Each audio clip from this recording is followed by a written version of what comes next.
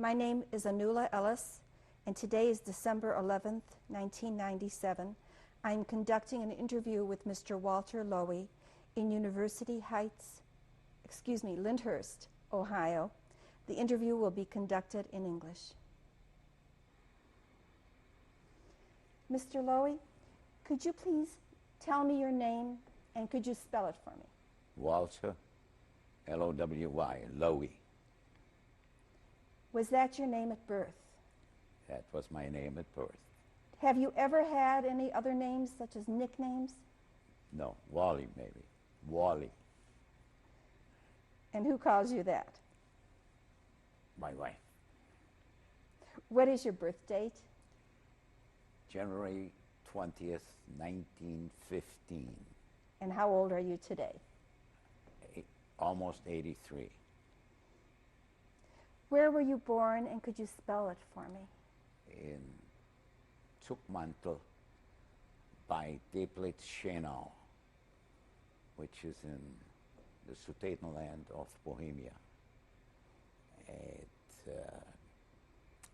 It is a little village. I didn't even realize I was Jewish the longest time. I was the only Jewish child in this village, and I belonged. My best friends were all Germans, and everybody that lived there was German. The only other Jewish family was a doctor, and his name was Dr. Gutmann.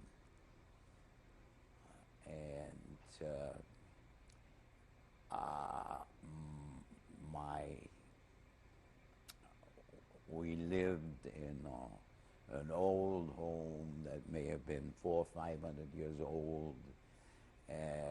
My uncle took my mother and me in as my father was taken in the army in 1914. And we lived in one room upstairs,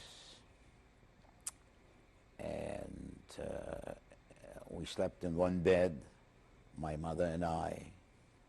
And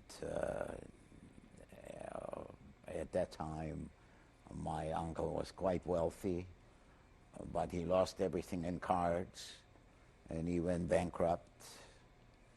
And when he went bankrupt later, I went to school in that little village, and then I went to school in the city in Teplitz, Shoah. In Czech, it's Teplice Šanov, which was a resort place, a very gorgeous city with a theater, with an orchestra, very sophisticated. There were about 5,000 Jews in that city, I believe, or maybe less, and they were very wealthy people. 90% of them, they owned the glass factories, the stores, the chemical factories, the coal mines. It probably was one of the wealthiest little parts industrialized parts in the world. Nobody in Europe could start a war without owning the Sudetenland in Bohemia, which also had the Skoda weapons factory. And that's the reason Hitler had to have it, and the stupid leadership of England and France gave it to Hitler.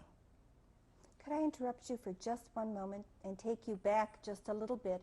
Could you spell the name of your town for me? In Czech, it is Cuckmantel. In German, it's Zuckmantel. I went to German schools. I was the only Jewish child in that whole school. I had to pray to Jesus in the school. Everybody had to pray in that little village. I had all the friends you could dream of. There was no sign of anti-Semitism. I belonged to the German Turnverein, which means the exercising society. and I played Schlagball for them, and I played fistball for them, and I played everything for them. And then suddenly one day I went with the kids, with my school friends, for collecting mushrooms in the woods, and one of my school friends said, "I should kill you, you're a Jew." His name was Tumfe. I'll never forget it in my life. When did that occur? About what year? About 1930. About 1930. And my uncle, in the meantime, went bankrupt, and we moved to the city, where I had two uncles, and who were extremely wealthy and never helped us. And we moved into a little apartment. In the meantime, my cousin got married, and she moved to a Czech Jewish man. And that was called a couple. That was an arranged marriage. What was her name, please? Lowy, Alice Lowy, and her husband's name was Fluss.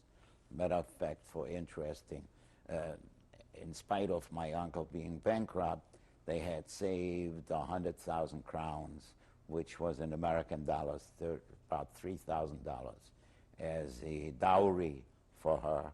And they gave this man the $3,000, the 100,000 crowns, and he went bankrupt with that money. He had a button factory in Benešov, not far from Kladno, and a nice man. That was in that little town was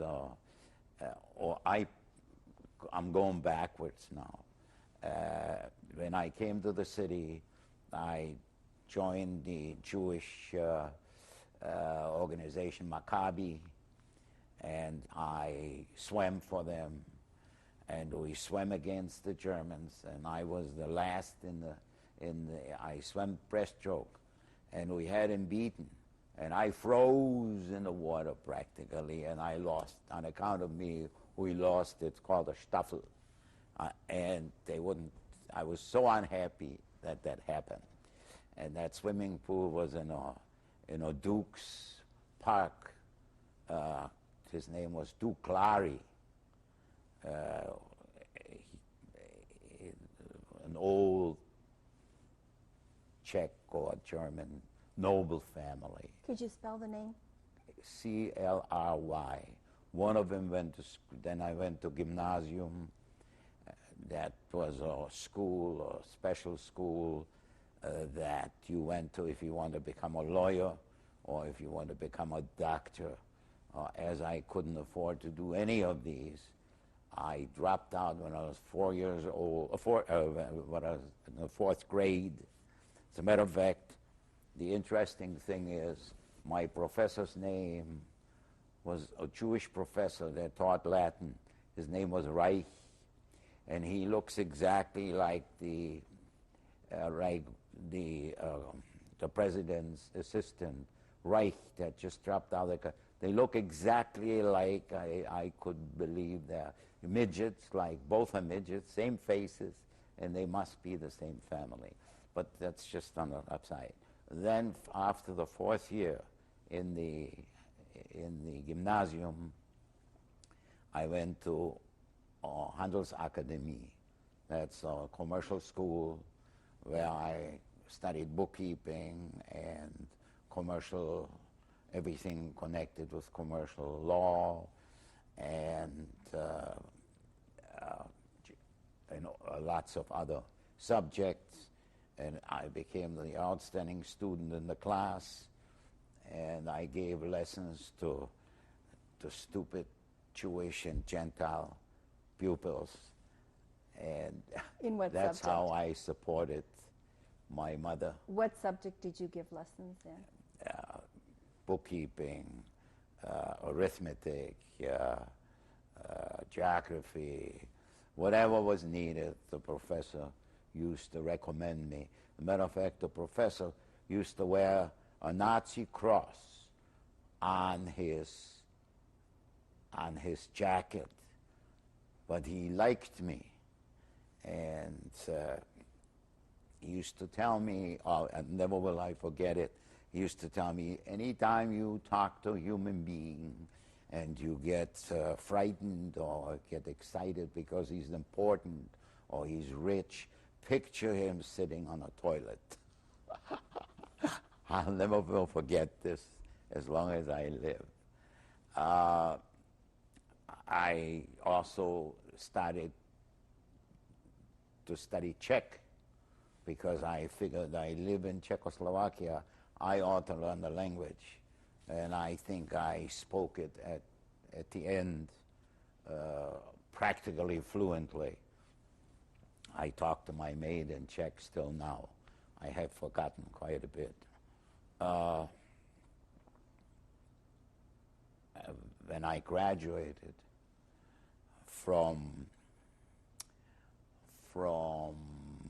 the Handelsakademie, which is the commercial school, I got a job from a chromium plating company.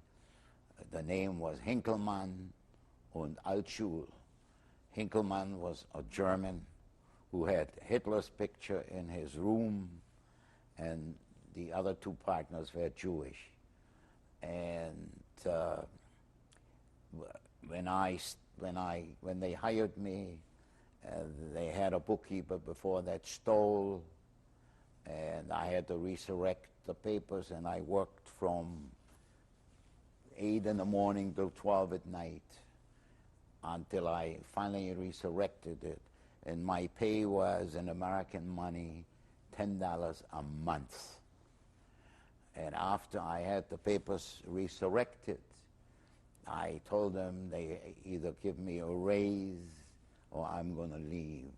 So they gave me a raise to 900 crowns, which were $30 a month, which was, I could support my mother, I could support my, and so on. I couldn't afford to buy clothes, but the old clothes I got from my rich cousins. As a matter of fact, the villa that my uncle lived in was taken over when the Nazis took the Sudetenland. I was told by Henlein, who was the leader of the Nazis, he moved into my uncle's home.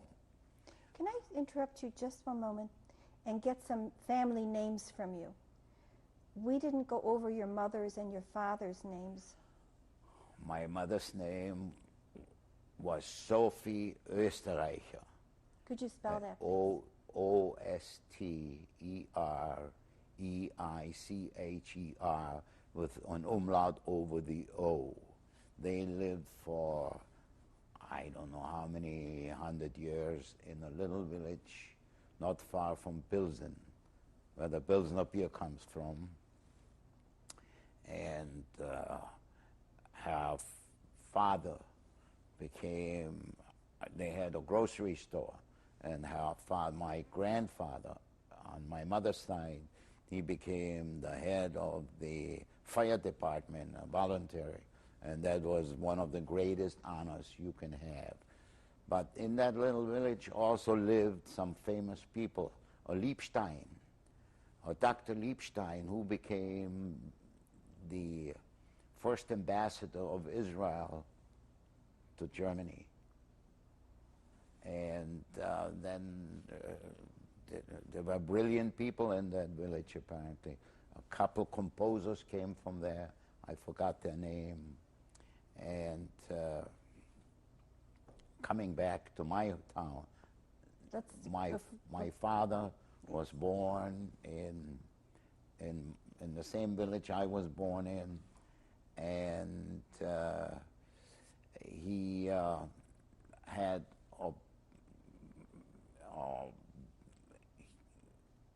two brothers married two sisters, and they got big dowries, and my father had a big coal business, supposedly, in Bryn, which in Czech is Brno, and that's where the famous Z gun was manufactured, the little machine gun that everybody used. And the story I have been told, he had a partner, his brother-in-law, and supposedly his brother-in-law stole money, and they went bankrupt. And in 1914, they moved to Chukmantle, and then he went in the army. What was your father's name? Theodore. Could you spell it, please? Theodore. Do you have any memory of your grandparents? Yes, my grandmother, the On only which one, side? my grandmother on my father's side. She must have been 90 or something. And the two uncles visited her every Sunday, and they had a maid for her, and she lived in Eichwald, Eichwald. It's also called Dubi. It's on the way to the German border. What was your grandmother's name? Kill me. I forgot. I'm sorry. Now, the uncles you spoke of, could you name them for me? And to Yeah. whom were they related? On which side? From my father's side. And the name was Ludwig, and the other one was Alex, and there was a third brother, and he didn't live in our town, he lived somewhere else. My uncles were the biggest potato dealers in that part of the world, and they supplied the whole Austrian-Hungarian army during the war with potatoes. And my cousin later told me, whom I met in New York later, he told me they had more gold than you can put on 2 golf courses. Whether that is true or not, I do not know. But they were very wealthy. They had their chauffeurs and cars, and I don't know how many girlfriends.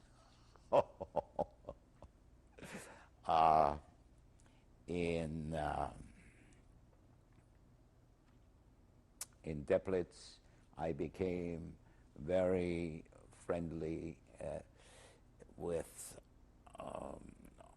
another fellow in the class by the name Birnbaum.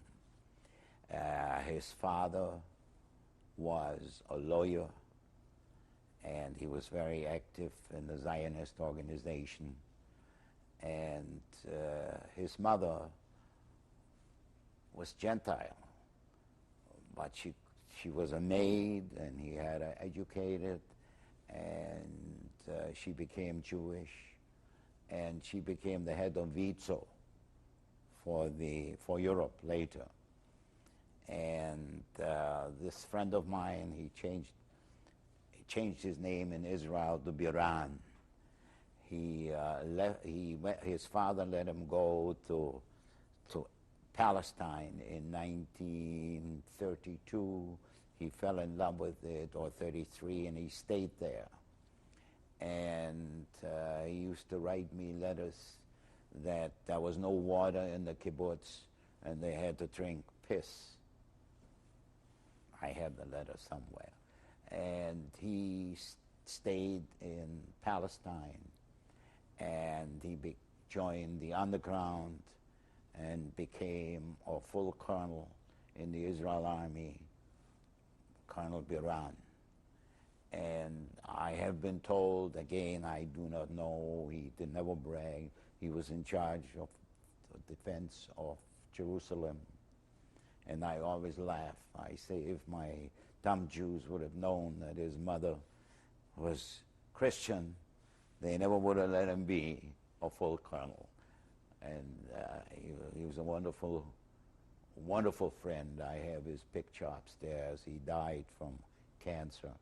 I met him in Israel again when I visited my daughter, who was in a kibbutz, and he gave my daughter blankets and everything else, and he helped my daughter, and then he died from cancer. What was his first name? Robert. Robert Piran, a wonderful person. And I met, when I was in Israel, I met all my former school friends, the few that stayed alive, that were smart enough to listen. In 1933, I called my wealthy cousins together at the Theater Cafe, which was the coffee house, and the band played, and I told them, Hitler's going to come and Hitler's going to kill all of us. Believe me, give me 100,000 or 1,000,000 crowns, which is nothing for them, and I will open a store anywhere you want, and I'll get you out, because there's no doubt in my mind it's going to happen. And they laughed at me and they said, England and France will never allow him to take Czechoslovakia. So you have easy talk, you have no money, you have nothing to lose. We have everything to lose, so we're not going to do it. Now, two of my cousins got killed. They were lawyers in Terezin or the Theresienstadt. Three of my cousins got out. Dr. Harry Lowy, who was a lawyer, they called them doctors, had his own plane, supposedly. And when Hitler came to Prague, he flew to Paris, and when Hitler came to Paris, he flew to London. He was later in charge, after the war, of that whole part of the world, and then the communists took over and they put him in jail. And I have never seen him. Matter of fact, he sent, when I escaped, just a moment, and I worked, and 6 months I had to go in the Czech army. And when I came out of the Czech army, I took over my job again at Hinkelmann and Alschul. And then shortly afterwards came Munich, where these idiots gave Hitler the Sudetenland. Again, I repeat myself, nobody could start a war in Europe if they didn't own the Sudetenland. My Jewish bosses left a week before the occupation of the Sudetenland. I worked till 10 minutes. Teplitz was supposed to have been taken over at 12 o'clock. I worked till about 11:45.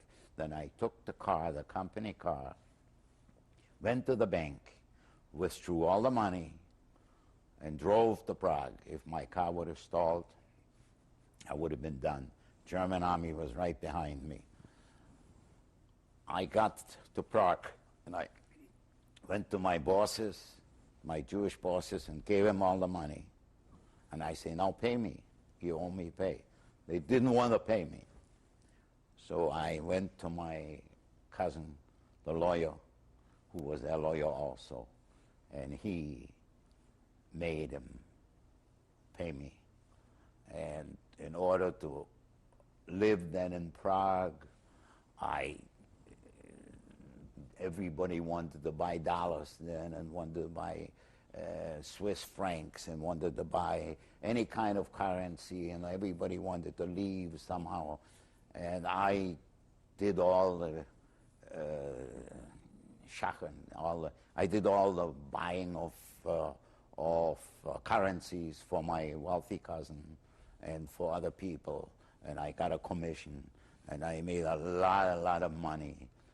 My mother and I lived with a cousin by the name Flus in Prague, Žatecká ulice 10, and that's near the clock, the famous clock in Prague where the apostles come out. And my mother slept on the floor in the kitchen till 12 at night, and I slept from 12 till 8 in the morning. And my uncle and aunt also were taken in by this cousin of mine. Matter of fact, I brought her later, after the war, here to America. She just died not long ago. And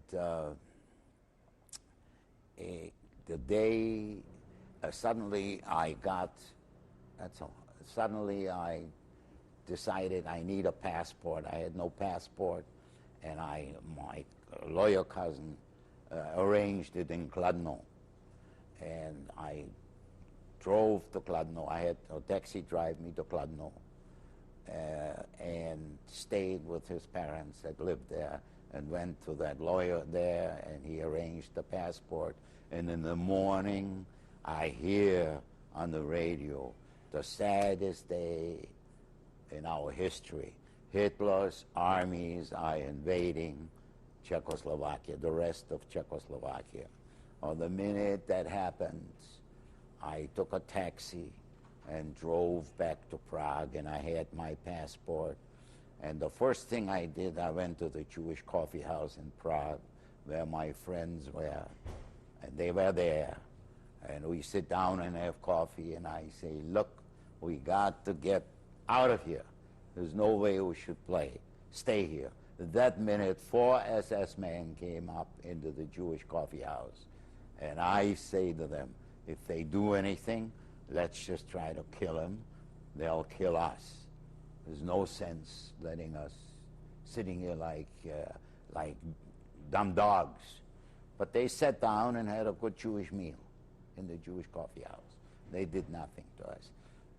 Suddenly I find out in the Jewish coffee house that if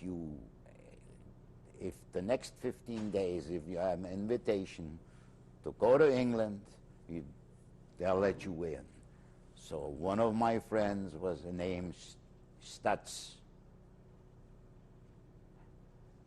Henry Stutz, S-T-U-T-Z. His brother worked for a department store, Yepa, I think it was Yepa, in London. It was or through Yepa, which was a Czech store. And I said, let's call him on the phone and let's have him send us an invitation to come to London. And we got on the phone and we got the invitation, both of us. We had the passport, and now we had to get a stamp from the Gestapo, which you have in my passport, to get out of there. So we stood 3 days in front of the Gestapo. He stood, and I did business all along in that line, and I made in American money, nothing, but in Czech money, it was a lot of money. I think I made 30,000 crowns, which is divided by 30, 1,000 bucks, which was a fortune. And then we finally get into the Gestapo. In the meantime, we looked, all the embassies had the doors closed. Nobody wanted to talk to a Jew. Nobody wanted to see a Jew or even hear of a Jew. So we come up to the Gestapo, and I look, there's a school friend of mine, the Gestapo man there. I forgot his name. He looks at me and says, hello, Walter, and I say, how are you? I said, I need that stamped. I need to get out of here. He says, look, I'll kick you in the ass, but I'll stamp it for you. I said, now stamp my friend also. He stamped my friend. We went to the railway station, bought first-class tickets to London. All we were allowed to take with us was 10 crowns, which was 30 cents. That's all I took. I took all the money I had and gave it to my mother. And I figured she's a war widow. My father fought for the Austrians. They won't harm her. Now we're going to stop. And this is tape 2 of my